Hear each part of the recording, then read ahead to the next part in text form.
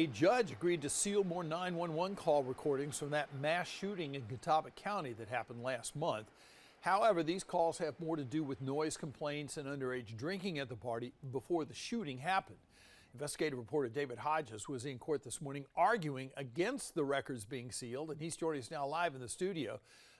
So, David, what in these calls that law enforcement didn't want released?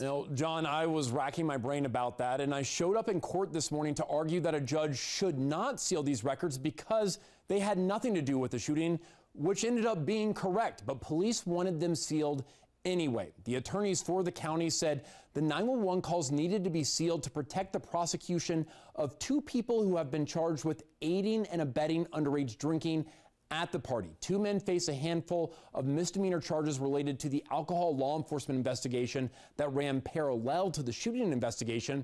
Attorneys for the county said that if these calls were released and played to the public, that it could, quote, could be an issue and more charges could be filed in the future.